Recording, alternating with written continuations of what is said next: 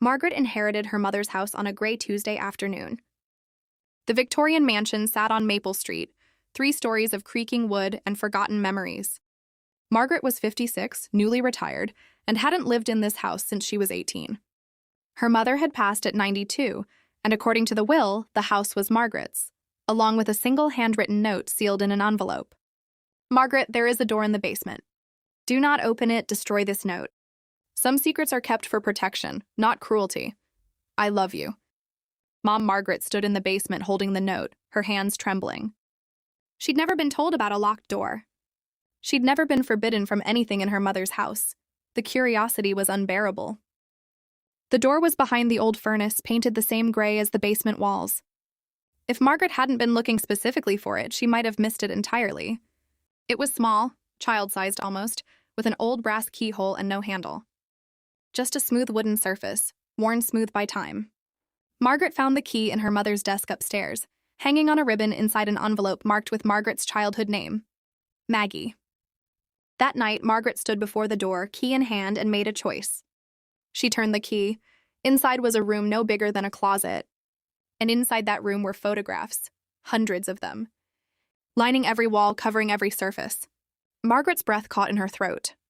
They were photographs of a young boy, perhaps 7 or 8 years old, with Margaret's exact same eyes, pale blue and distinctive. The boy appeared in pictures spanning years, at birthday parties, playing in yards, holding up school certificates, standing with a woman Margaret had never seen before. At the bottom of the room, in a wooden box, Margaret found letters. Old letters written in her mother's careful handwriting, addressed to "My dearest Thomas.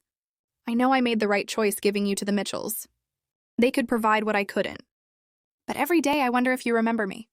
Every birthday I take your photograph and add it to my collection. Someday perhaps you'll want to know the truth. Someday perhaps you'll forgive me." Margaret sank to the floor, the letters scattered around her. Her mother had a son Margaret never knew existed.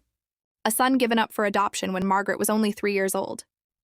While Margaret grew up as an only child, loved and secure, her mother had spent 60 years collecting photographs of the brother Margaret never knew she had. But there was more. In a sealed envelope at the bottom of the box, Margaret found a letter addressed to her, not to Maggie, but to Margaret, my daughter, my witness. "By now you've opened the door I asked you not to open. I'm not angry, I knew you would. You were always braver than me. Your brother's name is Thomas Morrison. He lives in Seattle, Washington. He's a surgeon. He has 2 children and a wife who loves him. He had a good life, the life I wanted for him. I've watched from a distance for 60 years, and I'm at peace with my decision, even though it broke my heart every single day. I'm leaving you a choice, Margaret. You can destroy this room, burn these photographs, and let the past stay buried. Or you can find Thomas and tell him he was loved.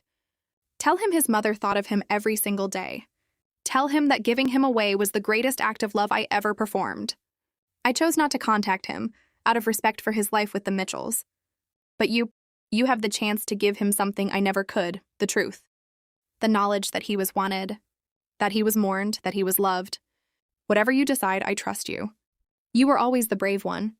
Margaret sat in that small room for hours, surrounded by 60 years of a mother's hidden grief. She looked at the photographs of the brother she'd never met, the nephew and niece she didn't know existed, and she understood something profound. Some doors, when opened, change everything. The next morning, Margaret booked a flight to Seattle.